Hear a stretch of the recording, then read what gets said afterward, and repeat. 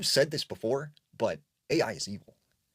So there's this video of me circulating where I am telling stories like I do on here. The only problem is it's not me. It's a AI generated version of my likeness. Okay, it sounds like me, it looks like me. These stories are actually not bad at all, but the crazy thing is it's not me. And I think that AI has an agenda, and I think that's already been accomplished. I think it's set into a motion of events that is going to slowly take over society. And when you look at how good AI is getting at replicating people, but what's interesting about all of this is AI made me kind of think of something else that I've spoken of, the mimic, right? What does the mimic do? It sort of uh, mimics people and things, right, to trick people, to lure them in. And when you think about AI, it's very similar to a lot of these supernatural entities that I talk about, right? In a way, it is sort of a shapeshifter that can change itself to mirror anyone or anything. So, what do you think? What do you think of AI? Will it eventually take over the world? Do you think there's something to this? Do you think it could be evil? People online have started noticing something deeply disturbing happening inside the Great Wolf Lodge hotels across both Canada and the United States. More and more children are describing almost the exact same terrifying experience. The hotel itself is designed for families and kids. It has giant indoor water parks, arcades, and special themed rooms built to look like little forest cabins. The bunk beds resemble something straight out of a fairy tale. But what's strange is that many children completely lose control the moment they walk into these rooms. Some kids instantly burst into tears. Others freeze at the doorway and refuse to step inside. And some will stare silently into certain corners of the room like they're looking at something nobody else can see. At first, parents assumed the kids were simply scared of the dark. Until one family checked into the hotel with their 2 children. That was the night everything changed. After spending the entire day at the water park and arcade, the children were exhausted and fell asleep almost immediately. The parents had booked connected rooms. The adults stayed in the regular room while the 2 children slept inside the themed kids' room. Before going to bed, the parents carefully checked every door and window to make sure they were locked. The only open passage was the connecting door between the 2 rooms so the children could come to them if needed. Around 1 a.m, their 6-year-old son suddenly came running into the parents' room crying hysterically. He jumped onto the bed, shaking uncontrollably. The parents tried calming him down, assuming he had a nightmare, but the boy kept shaking his head. He said something had entered the room, a really tall child, and beside it, there was an even larger shadow moving alongside it. The boy said that when he climbed down from the bottom bunk to run away, he actually had to pass directly beside the tall figure. The parents were unsettled, but still believed their son may have been half asleep and confused, so they let him sleep in their room for the rest of the night. But there was one problem. Their daughter was still sleeping alone inside the themed room. About 3 hours later, the mother suddenly woke up. She claimed she heard her daughter scream, "Mom!" but her husband heard nothing. So he got up to check on her. The moment he opened the door, he froze. Their daughter was sitting in the corner, wrapped tightly in a blanket, hyperventilating and crying uncontrollably. The father rushed over to pick her up, but the girl grabbed onto him and whispered something that completely terrified him. "Dad, be careful, it's still here." At that point, both parents immediately searched the entire room. Under the bed, behind the bunk bed, inside every closet, nothing. The windows and doors were still locked exactly the way they left them. There was absolutely no sign that anyone had entered. Once the girl finally calmed down, they asked her what she saw. She explained that she had been sleeping on the top bunk when she suddenly heard footsteps in the room. At first, she thought it was her father checking on her, but as the figure got closer, she realized it wasn't him. The thing was abnormally tall, thin like paper. Its skin was pale beyond anything human, but the most horrifying detail was its neck. It was far too long. The girl said its face barely had any features at all, almost like a smooth white mask stretched over skin. And the moment she looked into its eyes, she became so terrified that she hid in the corner without even daring to scream, because the creature was standing directly in the doorway, almost like it was intentionally blocking her escape. Her mother later asked why she never screamed louder for help. The girl's answer gave both parents chills. "Because I thought if I made noise, it would kill me." The next morning, they finally questioned the 6-year-old boy again, and what he described was nearly identical. A tall child, paper white skin, an unnaturally long neck, and a massive shadow walking beside it. But here's the terrifying part. When the boy experienced it first, his sister was asleep. And later, when the sister described the creature, the boy was already asleep. There was no possible way they could have coordinated the same story. What made things even worse was what the parents discovered afterward. When they searched online, they found countless other families reporting nearly identical encounters at the same hotel. Children describing a very tall child, a paper white face, a shadow standing near the doorway. Some people even believe children can sometimes see things adults cannot. And maybe the scariest part of this entire story is that whatever is hiding inside those rooms may still be there, waiting for the next child who can see it.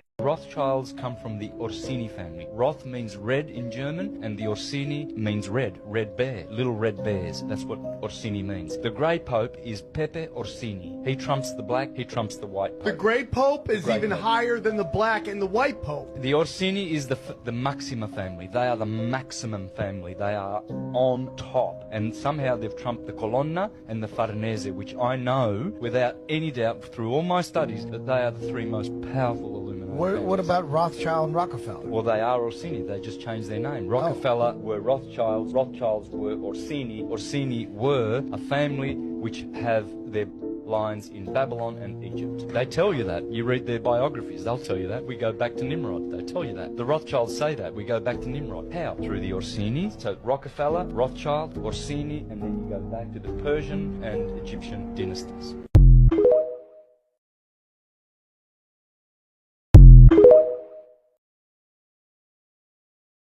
Man reveals the secret of elite homeless hunting parties.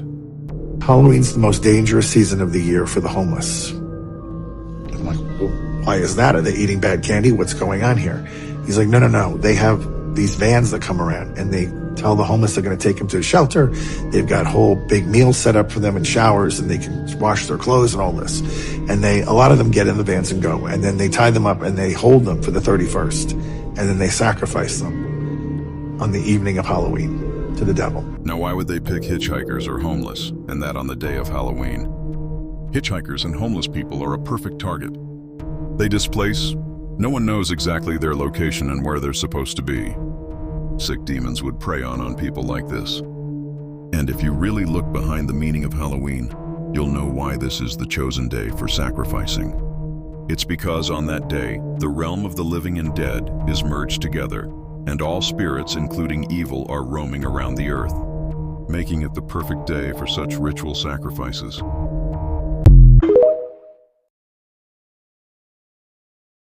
Did you know the Mexica, the builders of Tenochtitlan, were once wanderers, guided by a god who demanded blood sacrifices? A god whose power mirrors that of Lucifer himself. Let me take you on their journey and uncover the dark truth behind their rise to power. Before Tenochtitlan, the Mexica people were nomads. They left their homeland, Aztlan, the place of whiteness, a supposed paradise. Why? Their god Huitzilopochtli commanded them to seek a new destiny. And the cost? Everything. Huitzilopochtli was the god of war and the sun. But here's the twist. His ambition, rebellion, and need for blood sacrifice are eerily similar to what some might call Lucifer and who Pleiadians call Opeshiklion. Without him, the Mexica believed the sun would die and darkness would consume the world. The Mexica's journey southward wasn't easy. They faced rejection, battled other groups, and were treated as outcasts at Chapultepec. They were attacked and driven away. But Huitzilopochtli pushed them forward, testing their faith and resilience. Finally, in the swamps of Lake Texcoco, they found the prophesied sign. The eagle perched on a cactus, devouring a serpent.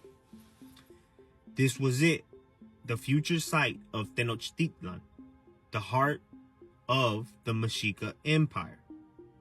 Before Tenochtitlan, legendary civilizations like Teotihuacan and Tula had shaped central Mexico. The Mexica inherited their greatness, but Huitzilopochtli demanded something more: domination through sacrifice. Huitzilopochtli's rule was absolute, like Lucifer's rebellion. His thirst for blood and power drove the Mexica to conquer and become one of the most feared civilizations in Mesoamerica. Was it faith or fear that fueled their empire? The connection between Huitzilopochtli and Lucifer is undeniable. Both are tied to light, rebellion, and fire. Both demanded transformation through struggle and sacrifice. Both embodied the duality of ambition, creation, and destruction. The Mexica's journey reminds us of the power of ambition and resilience, but it also warns us of the cost of following gods who demand everything. So now I ask you, was Huitzilopochtli truly divine or something far darker? I mean, I think we all know. Follow me for more untold truths about the ancestors. You know, music came from the demonic realm. Okay? Music came from the demonic The devil realm. was one of the chief culprits of that. What? Satan himself. And you mentioned, see, even Muslims use the word Satan. It comes from the word shaitan. All right, we're going to come back to Aleister Crowley. What do you mean the devil created music? I fucking love He music. brought music on the earth. But it's a beautiful thing. It doesn't mean it's all bad either, but I got to explain to you. So Okay. this is what I was trying to get to an hour ago, and we keep going off tangents. I hope the audience could keep up, and I hope they can too. I hope but they don't. You're like a freight train, bro. It's Gotta let you roll. There's so many moving pieces to this. I This is know. a very broad topic with a lot of very important things. Yep. To kind of gather it all back in. When God created Adam, before he even created him, the devil, Satan as he's known, A'udhu billahi minash shaitani rajim, the enemy of humanity, okay? This species lived on earth long before humanity, okay? Before the first human being ever existed, before ancient Sumeria, before any of this stuff, Billy, Carson, God had other creations on this earth. But now what's interesting to me is that from the, you know, from the Abrahamic perspectives, like, why was it always the earth being used as like this kind of like testing ground? There's so many other planets, right? Why, for some reason, he created that species? They were on here before us, long before us. The demonic realm. Now, remember, English does not serve the description of what these beings are. It doesn't translate well into English. Because we think demon, they're only evil. That's it. Yeah. Christianity tries to make up for describing them by saying, no, they're not all evil, they're fallen angels. But that's inaccurate. And I'll tell you why I think it's inaccurate. So I explained earlier, angels are creations of light that have no free will. Even those two angels, they couldn't do what they wanted to do. God made them go and test people if they want to learn black magic. They didn't say, hey, God, I'm going down to earth and I'm going to... No, he said, okay, you want to see how human beings are? Go down there, test them. They didn't get to do it on their own initiative. They made the choice that he allowed them to make. But there was no free will for them. They can only do what God commands them to do. The demonic realm was created from a smokeless fire. Some of the scholars think maybe some type of electrical current. We don't really know. We know that they're made from a smokeless flame, and we know human beings, based on the Abrahamic faith, were created from all the different soils of the earth. How do we know they're made from a The smokeless sand, flame? No, the no, dark not earth. that. Not that. But look at the races. The demonic realm. Look at their skin colors. Hold on, back They up. literally look like the colors of Back, the earth. Back Go ahead. up. Back up. You got. If you're not gonna wear the headphones, if I gotta stop you for something, you gotta take my cues there. Go all ahead, right. boy. How do we know that thing about? I don't even remember what you said now. The demonic realm. What is it? It came from smoke and fires. How do we know that? Smokeless flames. Smokeless flames. How do we know that? This is the description, at least in the Islamic tradition, of that species.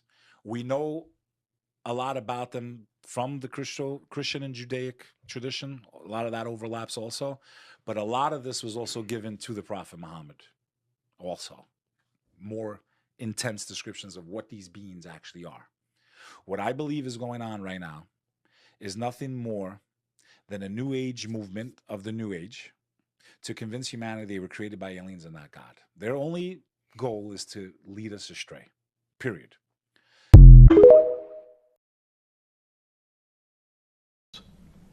The strangest thing that they've found, one of the strangest things, is that the systems that they design, this artificial intelligence, which a lot of people have heard about, is they design a bunch of systems. They're called neural nets.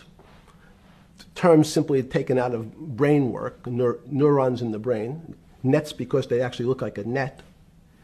They put in some inputs. The computers work, spit out an answer. Sounds normal to you. It's because you're thinking about that calculator you had in 1976 on your desk. When you ask the person who designed the system, how did it come to that answer? How did your neural net, can you show me the calculations? They say, no, we don't know. We don't know how the thing we designed actually came up with that answer. That's pretty strange. They take the same neural net now and they put it in front of a video game. Now the ETs, all they are doing when people are talking about abductions or talking about experiments being done on them, if you really look at it in this way, all the ETs are doing is taking care of their own people. That's what you have to understand.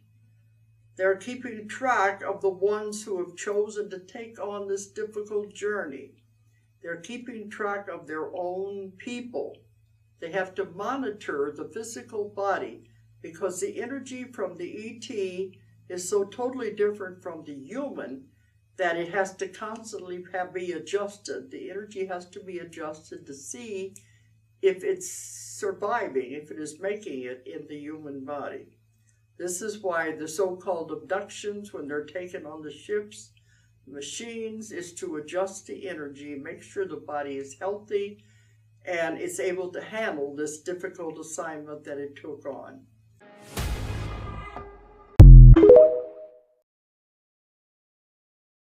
Did y'all hear about the girl that said she got high as hell off of shrooms and talked to some aliens? Mind you, she was sitting there like, all right, this could all be in my imagination because I'm off the shrooms and I'm high as fuck right now. You know what I'm saying? So I need to ask these aliens, how the fuck are they aliens? So they telling her shit or whatever. She asks them questions, stuff like that. She like, all right, this is definitely not in my motherfucking head. These gotta be aliens. I gotta literally not be here spiritually right now. So the aliens basically tell her that human beings are a failed experiment or whatever, which I believe, because low-key just like unraveling the Bible and stuff like that, it seemed like it, in my opinion. And then she was like, yeah, they definitely exist, but she was like, the reason why we haven't seen aliens yet is because they can't intervene with human beings because they're basically all these other species that God has created, they're just all waiting for us, and God himself basically waiting for us to just evolve. It's like literally the kids have to learn how to fly. And they're like, every time we don't learn, we so happen to like basically kill ourselves off, and we always come back again because we just are always going to go through that cycle until we actually learn, and they really just can't intervene with us. Basically letting us know that we the kids of the species, of all the species that God created, and motherfuckers just waiting for all of us to grow up, and we're obviously still acting immature. Like they're because if you paid attention in school, it wasn't peaches and creams with the white man and the Indians. He tricked them. The Indians showed him how to grow food, how to eat, and the whole feast of Thanksgiving was them celebrating this massacre that they had done. So that's why we celebrate Thanksgiving, homie, because they killed off a bunch of Indians. Not only did they kill them off, homie, they gave them blankets intentionally with diseases on them. Chicken pox, mumps. Yeah, homie, that's why we have to have immunization shots because of what they did to the Indians. Yeah. Should black people, like, you know, how Patti LaBelle did, should we, I mean, she made a bag off of Thanksgiving selling them patty pies. Should we like look into like just make money off this holiday? Well, this is a capitalist country. Like the old say, nigga, every day you gotta wake up and have something to sell in America. Nigga, everybody got something to sell to you. Only white people's stores are closed on Thanksgiving. You can still go to the Arab stores, you can still go to the Chinaman stores. Nobody else is shutting down, nigga, on the white boy holiday but the black boy and the white boy. So we follow white customs and white tradition. So I'm saying, celebrating Thanksgiving, go back to having you a once a month soul food Sunday. And you won't have to wait till once a year for you and your family to play like y'all really like each other and y'all ignore each other the whole year. Don't talk to each other, y'all don't do nothing with each other. And hey, what's going on, kinfolk? Hey, y'all, yeah, man, yeah. This story is actually terrifying. A family stayed at a California Great Wolf Lodge with their 2 kids and booked connecting rooms. Everything felt normal until midnight when their 6-year-old son ran into the parents' room crying, saying he saw a tall shadow figure in the room. The dad checked everywhere but found nothing, so they tried to sleep again. Then at 3 a.m., the mom suddenly woke up asking if he heard a scream. The dad rushed to check on their daughter and found her. Hiding in the corner, shaking, he picked her up and she whispered, "Be careful, he's still here." He checked every lock again. Nothing was open. When he asked what she saw, she said something walked toward her from the dark. She thought it was her dad, but it was way taller, way skinnier, with pale paper skin and an unnaturally long neck. She said it moved slowly toward the door, and she stayed silent, trying not to be noticed. Then the mom asked if she screamed earlier, and the girl said she never made a sound. How everything is connected. Jeffrey Epstein, the 4 angels, and that includes the 13 families, also known as the 13 bloodlines. This conspiracy theory is for entertainment purposes only. None of what I'm about to say could possibly be true. Now that that's out of the fucking way, in a previous video, I had explained the 4 angels and what their story is. I made that video to help my viewers, my followers, understand a bit more what I was saying in a previous video and how everything connects, how everything is connected to what's going on today in the modern world, which I've made a playlist for these videos. So if you would like to do so, go check them out so that hopefully this video would make more sense. I would suggest doing so that this video makes more sense. But let's get into it. So I was talking about how everything is connected. Jeffrey Epstein, the 4 angels, and that includes the 13 families, also known as the 13 bloodlines, also known as the Illuminati. What are they? Who are they? And where did this theory come from? So this theory, this story, became really popular back in the 1990s. Back when, oh my god, I forget his name. Wait a minute. I'm so gonna say this last name wrong. Fritz Springmeier? Someone please correct me in the comments. In the 1990s, he had published a book called The Illuminati Bloodlines. I have it all in my phone so I can make sure I get the right, or say the right shit. This book talks about a network of elite families who form a part of the Illuminati. Here, somewhere on the video, is a list of the 13 families. I'm not even going to try to pronounce some of those names because I will fuck it up and it'll just be wasting time. Some of these families are sometimes considered royal bloodlines rather than just a modern family. And some even say that Reynolds, Disney, and Curb, I almost forgot, Reynolds, Disney, and Curb are also involved. So some say. Tongue twister, so some say. So some say. I'm getting distracted in this video. Now, we all know what the Illuminati controls. Global finance, governments and wars, media, culture, literally everything down to a damn football game. They can even heavily influence / control our minds via astral projection, but that is for another video. I ain't got time to put it in this one. And they're very picky about these families, as they may, quote unquote, maintain pure bloodlines, and in doing so, by arranged marriages with other elite families. I would suggest going to check out the book yourself, interpret it however you would like to, but his book also talks about the Illuminati having ties to other secret societies such as the Freemans and the Skull and Bones, which I can also do in other videos if you want to hear about that. That's basically the 13 families. I can go into more detail about this, but I can only fit so much into a TikTok video with y'all's short-term fucking attention spans. But if you would like to see me do that, let me know in the comments. If you have questions, if you have other information that you want to add to this, also add it in the comments. I enjoy that shit. So that is basically a very quick wrap up, quick core of the 13 families. But there's so much more behind it. So much fucking more. Let me know if you want to hear about it.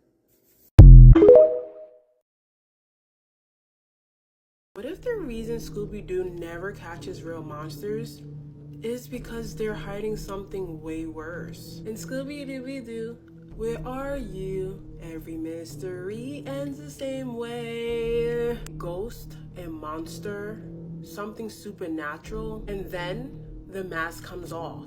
It's always a person. But have you ever noticed something strange? They never find a real monster. Not once. No matter how many abandoned places they explore, no matter how many times things feel actually wrong. Some theories suggest that's not a coincidence. What if their job isn't solving mysteries? What if it's covering them up? Turning something unexplainable into something believable. Because it's easier to accept a criminal in a mask than something that shouldn't exist. And think about it. They travel constantly, show up exactly when something strange is happening, and always leave with a logical explanation. But the creepiest part, what if the real reason every case ends the same way? Because that's the version of the story that we're allowed to see. And whatever actually happened was never meant to be understood. You guys definitely remember this picture, right? That conspiracy that's circulating the web right now. Well, everyone and their mother's like, well, this is just Ghislaine, whatever her name is. That's Maxwell. That's gotta be her. Huh. Do you guys know who this is? I bet you don't. Her name is Kristen. And that is part of the pageant situation of JonBenet Ramsey. It was her pageant coach. So let me just point something out to you. You notice her nose, you see how it kind of dips down and kind of comes out a little bit here? Just take a quick look at her nose. Looks very similar to what it does right here. Just saying. But the next thing I want to bring up to your attention is look at her hair. It's dark hair, dark eyebrows. Look at the jawline. Let's go back to the picture again. Can't see the jawline, but you can see the dark hair and you can see the dark eyebrows, can't you? What's the point here I'm trying to make? So many people are swirling these conspiracy theories saying that that previous picture is Ghislaine, or whatever her name is, Maxwell, and she's involved in the files and all this stuff. Guys, Patsy had short dark hair. The pageant coach had short dark hair. You are aware that the 90s, a lot of people had short hair, dark or blonde or brown or red. It doesn't mean that she's wrapped up in these Epstein files. Wow. You might not want to sing happy birthday after this. At a birthday party, the person celebrating has a cake with candles. The goal is to blow out the candles in the dark. When it's time to blow them out, you're in the dark and everyone in a circle sings happy birthday. Now, step back and think about it. Doesn't it seem like a ritual to blow out candles in the dark while everyone sings around you? And when the person blows out the candles, they make a wish. But here's the thing. Who are they wishing to, and who's supposed to make it come true? What if we've been unknowingly doing these secret ceremonies on the same day every year for a long time? Like and follow for more thoughts like this. In 1903, you could pay 25 cents to watch premature babies fight for their lives in glass incubators at Coney Island. They called them Cabbage Patch Children, displayed between the freak shows and the roller coasters. Dr. Martin County ran the exhibit for 40 years. He claimed he was saving babies that hospitals refused to treat. A hero, a pioneer. But here's what doesn't add up. Where did all these babies come from?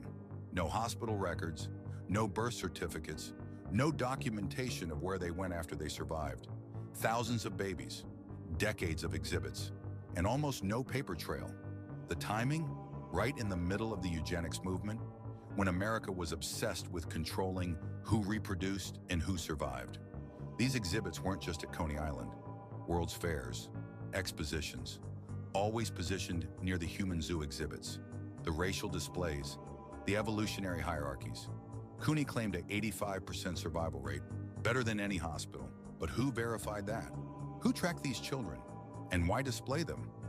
Why turn dying babies into paid entertainment unless you're normalizing something? Medical experimentation is spectacle.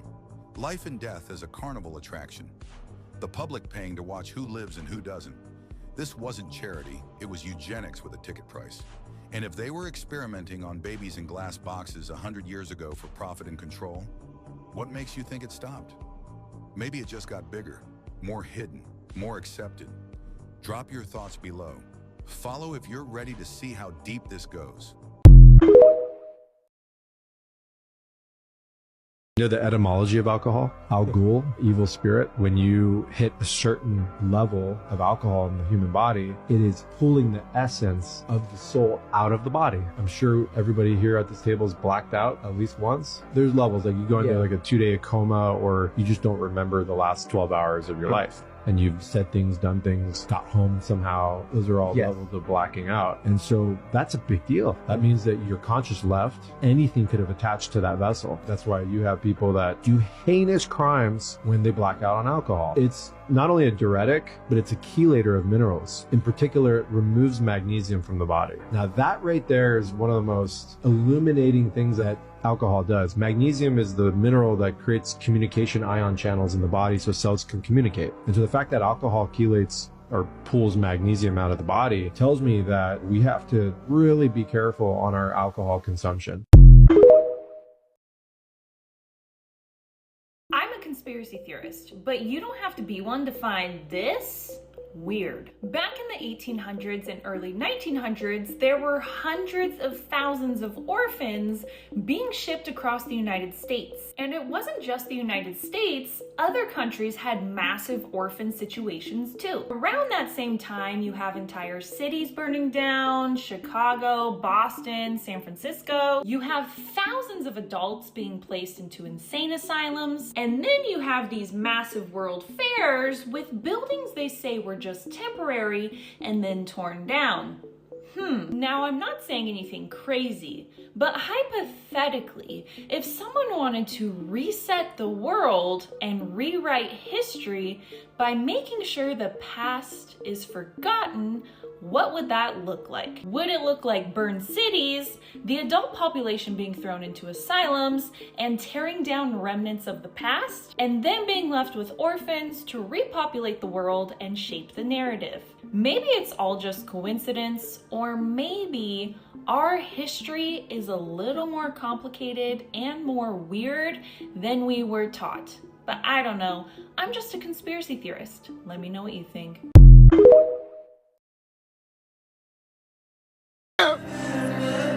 They're coming, lady! The vans are coming at night! They roll up quiet, lights off, I seen it! They lure us in with drugs, with food and stuff, and then they eating us! He was a YouTube talent. Him and his buddy were both high-level YouTube talents on the up and up, and they got recruited in LA where they lived by a sort of like a Freemason recruiter guy who invited them to a special party that he gave them a letter and said, like, you've been noticed, our enterprise is interested in acquiring your talents, come to this party at this time, da-da-da-da. And he talked to some of his other creator friends, and they were like super hyped. They're like, dude, if you get invited to that party, like everyone who goes to that party, their career takes off. Like, you're so lucky, you gotta go. So he's about to go, and he talks to one other creator guy who like goes white, pale in the face when he shows him the letter, and he's like, dude, under no circumstances ever attend that party. Do you understand me? Do not go to this party. So he starts to get nervous, and he tells his friend, like, I don't know, man, I had one of my other YouTube creator friends told me not to go to this party, and he got like ghost white. I don't know if I feel good about this. And his friend's like, oh, stop being a wuss. Let's go. Like, let's figure it out ourselves. So they go to this party. They're all given these huge gold masks to put over their face. And he said, there's celebrities everywhere. There's people I recognize, other influencers, pretty high level influencers are there. And guy gets up and he's like, all right, party is starting here, so it's going to work. You're going to go from room to room. You're going to participate in certain events. It's going to be great. And at the end, we're going to give you an opportunity to promote your career through our enterprise. So he said the descent begins at midnight. Oh, God. The descent, huh? So basically, to make a long story short, he goes into rooms one by one that are representations of the 7 deadly sins. So the first room he goes into, I think, is like the room of like lust. And it's all these scantily clad women walking around and putting their hands all over you and like inviting you into these little rooms with curtains that you can cover up to do whatever you want to do. And he notices all these other people going right in and getting to work, you know, having orgies and stuff. And he's like super weirded out by it. And I think each room, you know, you're in there for like an hour or more. So there's like plenty of time to sin. 7 hours. Yeah. So he's like, I started walking laps around the room to just keep myself moving. Because if I stayed still for too long, women would come over and stuff. And then the bell rings, we go into the next room, and it's the room of gluttony. And there's people in there with like caviar and all this expensive food. And they're just shoving it in their face, like grabbing huge piles of really expensive food and just eating it like it's potato chips, right? And so he tries to abstain from eating the food, and this guy comes up to him and says, hey man, I encourage you to participate in the festivities because a slow drip is better than a flood, and then walks.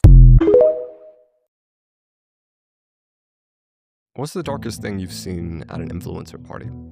So there's this house in Beverly Hills that I went to, and there was just like, there are these things that I didn't even know what they were at the time. They're called like whippets. And they're like all over the floor, and there's this one man, he was like a 40-year-old man, and he had like all these 18-year-old girls around him. And I remember just like looking at him. He was like on drugs. He had everything you could possibly want. He was rich. He had all these girls, but he was just empty inside. He had a house in the hills, and I remember leaving that party thinking like, that's not what life's about. Like, these people actually aren't happy.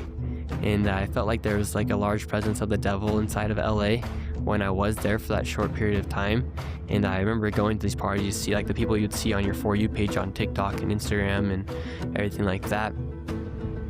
And you just kind of saw that they were actually very empty inside. They would go get drunk at these parties thinking they'd be fulfilled and they're making all this money, but they'd go get drunk and do these drugs, and there'd be 40-year-old men with all these younger girls who are trying to get a few dollars or get followers. And I thought that was very empty, and I thought that was very almost satanic in a way, where these people were doing everything, but they also had nothing at the same time. They had no family around them. They had no friends with good interest. They just were there quite literally for the money and for the followers.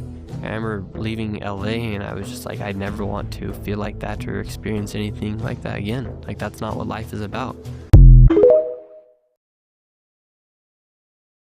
Earth is a prison planet. Have you heard of this theory? In short, it states that humans aren't from Earth and were exiled or trapped here eons ago by different aliens and astral beings. But that's just a crazy conspiracy theory, right? Well, according to the theory, there are a number of factors that could suggest that humanity is not originally from here. Despite humanity being the most developed species on Earth that we know of, at least, we have a whole host of issues. We have all of these massive amounts of chronic illnesses. We're easily harmed by sunlight. Our bodies are more in tune with a 25-hour day versus the 24-hour day, just to name a few. And then there are ancient creation myths all over the world talking about sky gods, which are often reptilian, such as the Naga from Hindu mythology. Ancient Egypt had Apophis, the Aztecs and the Maya had Quetzalcoatl and Kukulkan. The Hopi spoke of the Sheti, a name which means snake brothers, as well as the ant people, who they called the Anunnaki. Wait a second, where have I heard that before? Someone else also talked about the Anunnaki. That's right,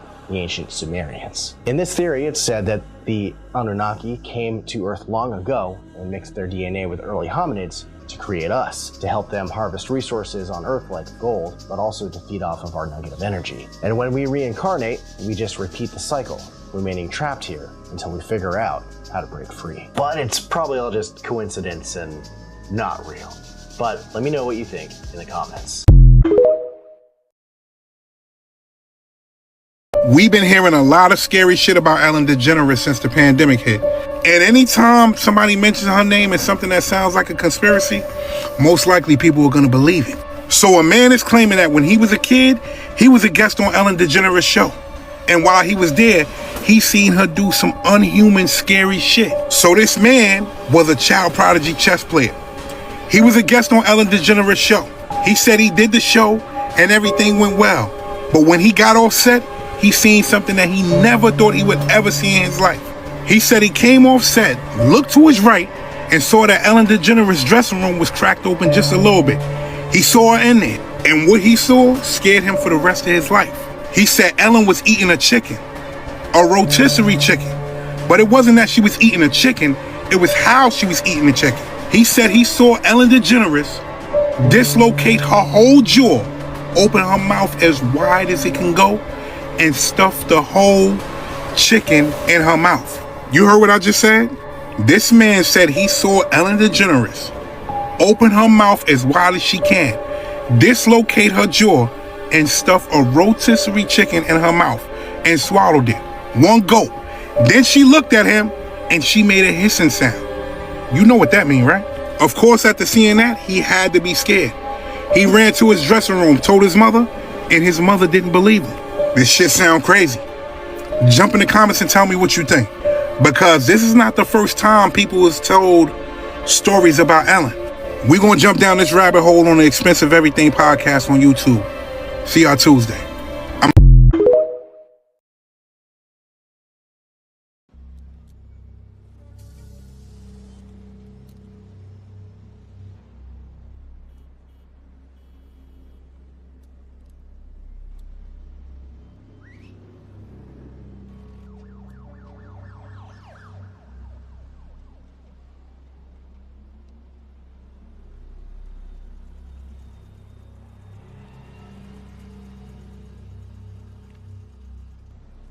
What's your problem?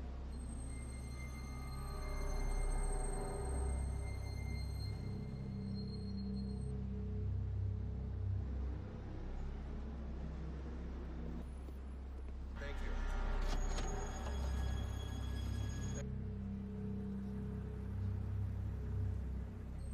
Of it all. It really.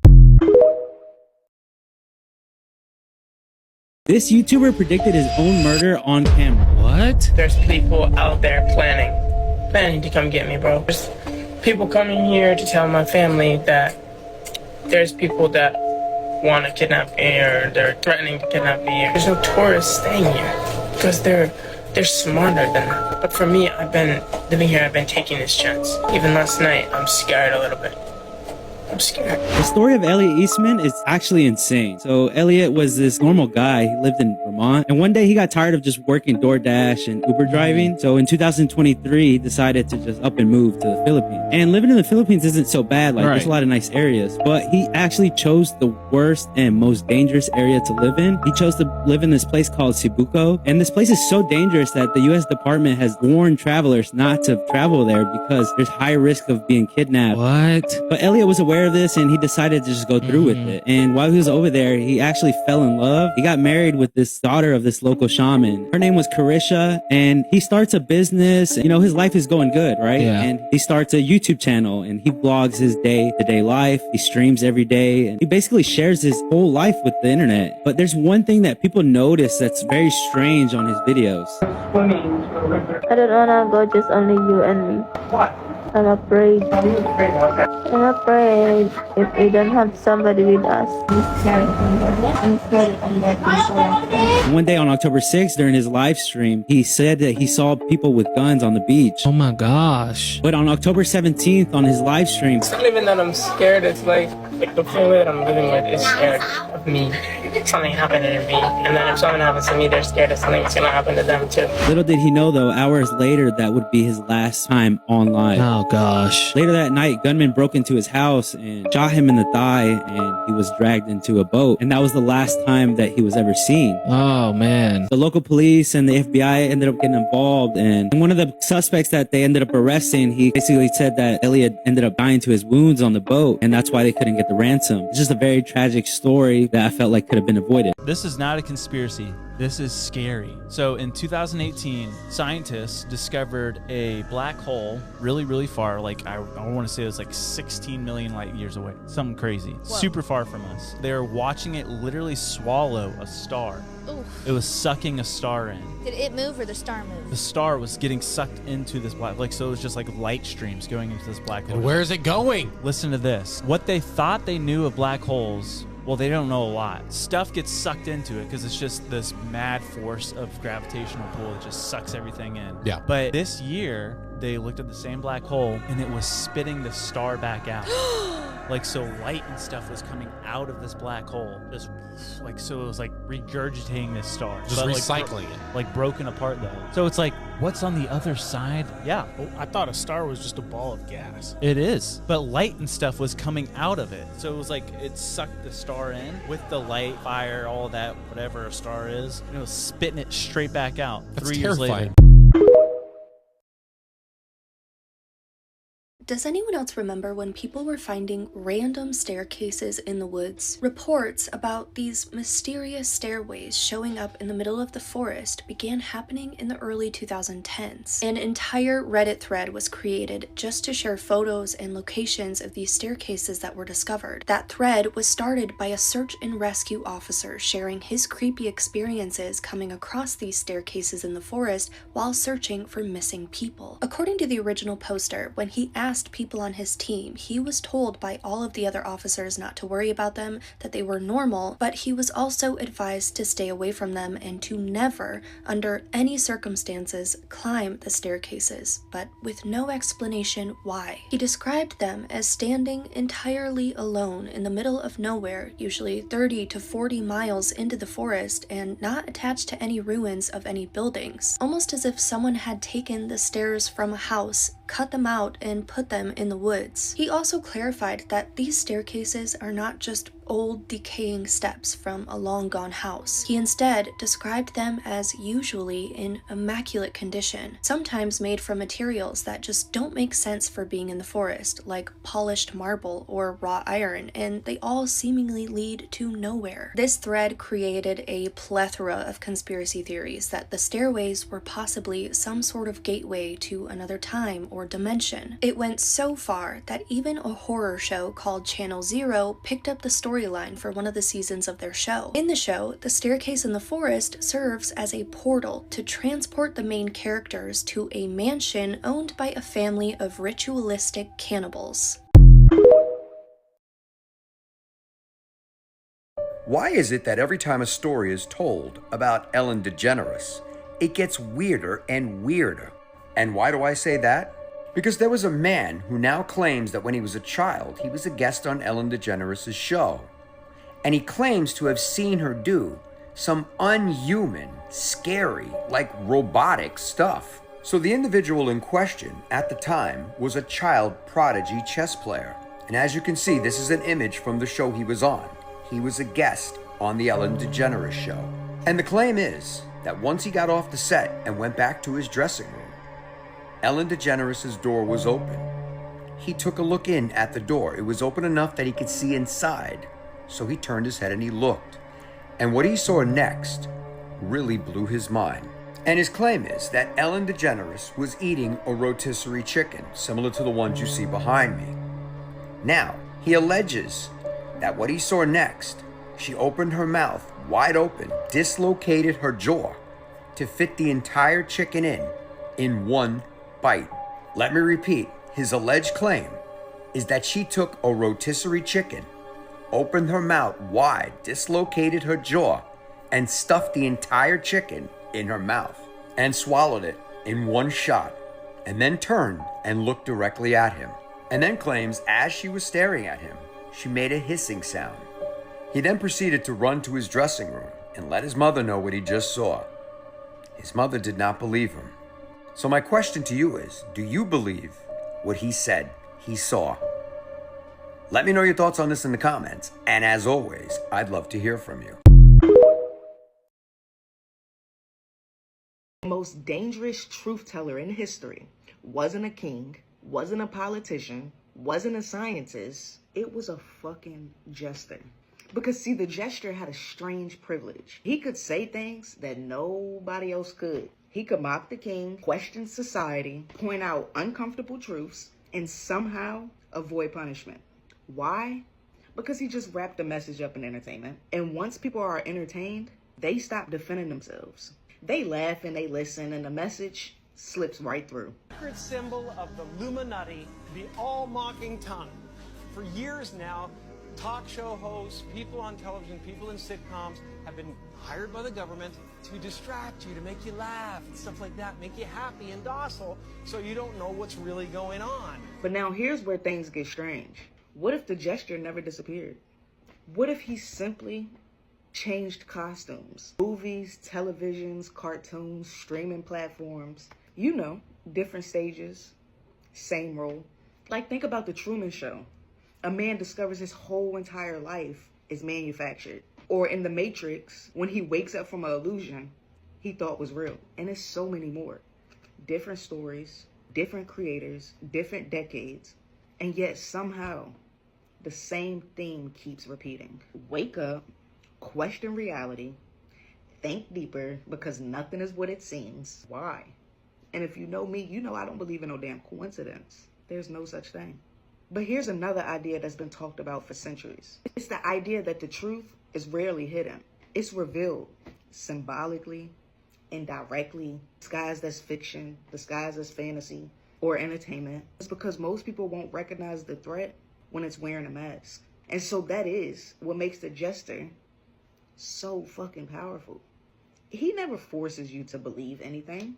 He simply puts the message right in front of you and lets you decide what it means. Maybe these are just stories. Maybe these are just warnings or mirrors. Or maybe the modern jester is still doing exactly what it's always done. Standing the center stage, telling the truth, but trusting that the audience will call it fiction. Entertainment purposes only, TikTok. In 1988, the year following the Washington Post's expose on the finders, Geraldo Rivera produced an investigative report entitled Devil Worship: Exposing Satan's Underground, which became the highest-rated television documentary at that time. You skin the baby? You take the baby's skin off? Do you feel remorse? I had to do what I had to do, or I'd be killed like the babies that they made me watch killed, and that they put in my hand. They said, "Obey, or this is you." In the program, Rivera outraged viewers everywhere by showcasing multiple instances of ritual human sacrifice. He also interviewed self-proclaimed survivors of satanic ritual abuse who shared stories that seemingly corroborated one another. Television audiences were appalled again a year later when a woman named Vicky Poland appeared on the Oprah Winfrey Show, claiming to have escaped a multi-generational satanic family bloodline. I was born into a family that believes in this. And does everyone else think it's a nice Jewish family? From the outside, you appear to be a nice Jewish girl. Definitely. And you all are worshiping the devil inside the home? Right. There's other Jewish families across the country. It's not just my own family. Poland claimed that she was sexually abused by the cult when she was a child, that they farmed human babies for ritual sacrifice, and that they perfectly blended into society as normal people. That same year in London, England, a 15-year-old girl named Teresa told 60 Minutes Australia that her grandmother forced her into a satanic pedophile network that engaged in ritual human sacrifice and cannibalism. What would happen to the fetuses, the unborn babies? I used to be taken away most of the time, and one time a baby was taken out of me and then killed in front of me because it was still alive. And then what would happen? Well, after they killed it, they would eat it.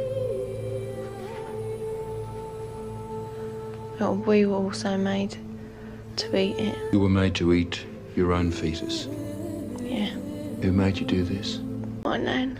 Teresa explained that she was forced by the cult to perform sex acts on animals and to be raped by up to 30 adults at the same time during satanic ceremonies.